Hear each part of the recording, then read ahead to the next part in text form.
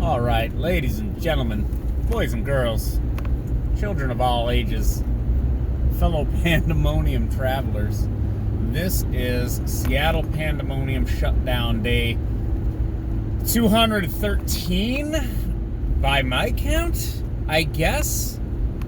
I mean, I have to look at yesterday's post and then be like, really? Is it really day 200 something? It's 213 days of, well, again, the worst day, the worst year of everyone's lives. Like, I've had some doozies, and I know some other people, have had some doozies. This is the worst day, or the worst year, rather, of all of our lives. Like, we all collectively are experiencing the worst thing imaginable. And I see no light at the end of the tunnel, to be quite frank. No matter what, it's like no matter what happens, everything is going to be leveraged to be better and or worse than it is. Than it actually is. And this includes, so let's go to the current events, right? Donald Trump getting the COVID, then recovering from the COVID. What happens? Trump got the COVID. Ha ha. Poetic justice. You were a reductionist, a diminisher. I don't know what you call it. A denialist. Now you got the COVID. Oh, and then he gets better 3 days later, and then he's back.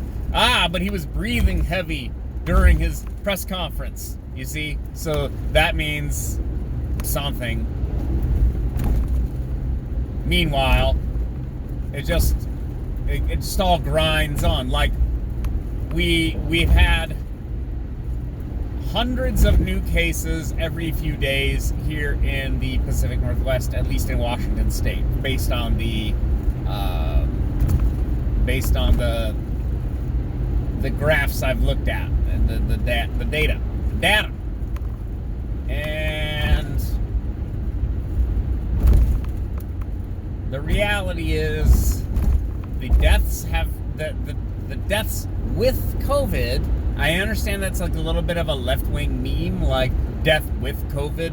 It doesn't matter. Well, it matters, but it's not death from COVID. This is an important distinction.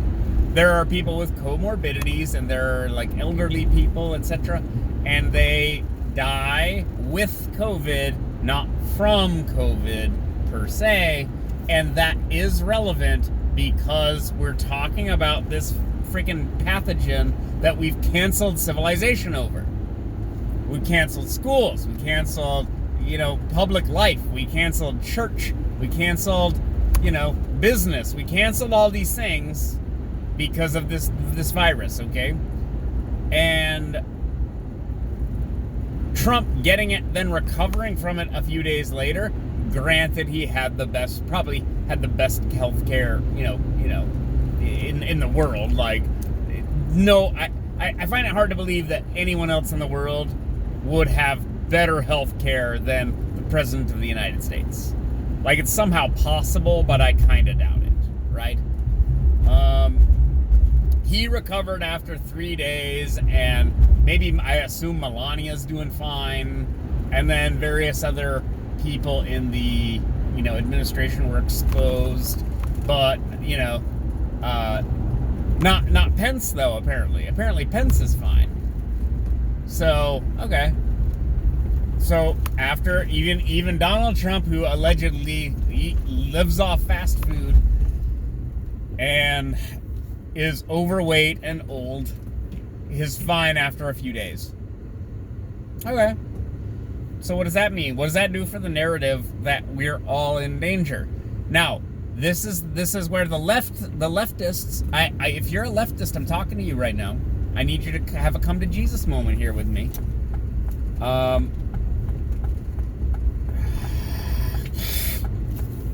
need you to have a come to Jesus moment with me.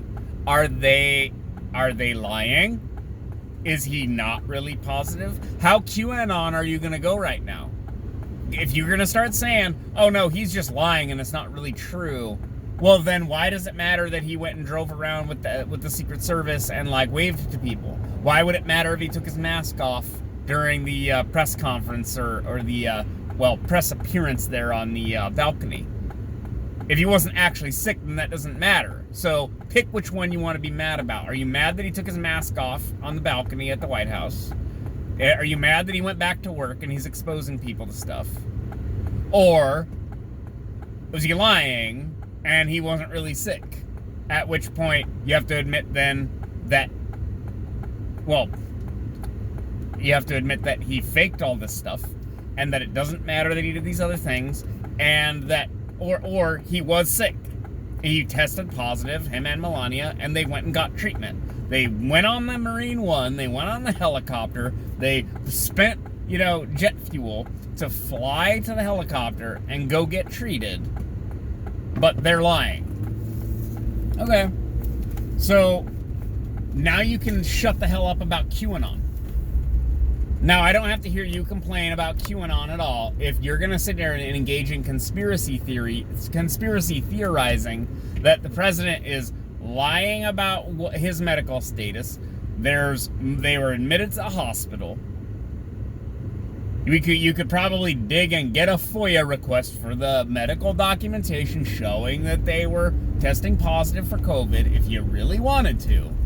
But I'm tired of this nonsense, because this is not about what's true. This is about political partisan hackmanship. I assume Trump tested positive. Now, again, I covered this. That doesn't mean he was positive. It just means he tested positive. Because you can have false positives. And you can have false negatives. But multiple people in the administration all tested positive, so it's quite likely they all tested positive. Now, it's also quite likely that they tested positive, and then they went and got treatment, and they were relatively asymptomatic and or not critical in terms of the pathology of the infection. I don't know if that's the right term per se. I am not a doctor. Oh no, sweetie, are you walking barefoot? Don't walk barefoot. Oh my goodness. But if that's, I assume that that's the case. I assume that they had it, they tested positive, they went and got treated, and then they were fine.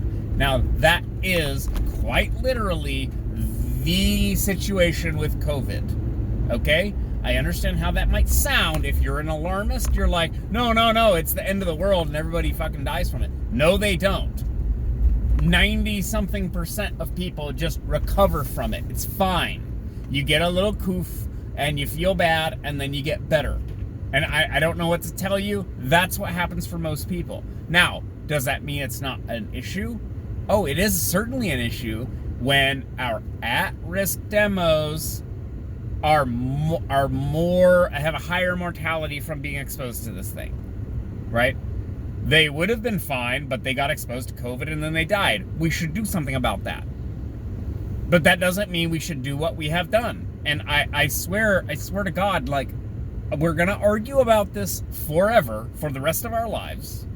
But I based on the data and my understanding of the fatality rate and everything, we should not have done what we've done, and we should not continue to do what we have done. We should go back to work, wear masks, wash your hands, social distance if you can, and go about your life. We cannot keep doing this. I've had people say, oh wait, well, just wait till we get a vaccine. I'm sorry, no, that's not real life. That is not real life. And that's one of the reasons why Donald Trump has made such a public spectacle of his sickness and recovery, is maybe he was positive for COVID, then he was fine a few days later.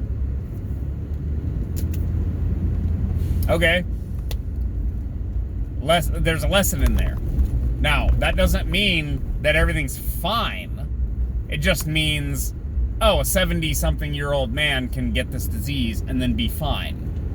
So maybe we shouldn't cancel civilization because some people are more vulnerable than other people. And I understand how that sounds when I say it. Like, I don't care if the vulnerable die is how someone will read that. But, like, society is collapsing around, like, society is collapsing around us. Like, it's never been this bad before. It's actually deeply concerning, the structure and function of society in the wake of the COVID and the quarantines and the sequesters and lockdowns.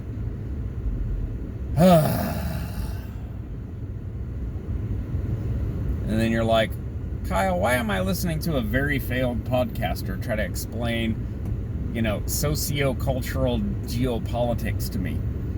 Well, because I'm right all the time. That's why. I'm right a lot about these things, okay? And I'm trying to analyze what's going on and trying to make an assessment, and I'm trying to share my assessment with you. And my assessment is this pathogen is not as dangerous as was portrayed. However, it does need to be taken seriously. I mean, it is a problem. However, we also, some freaks, what are you doing?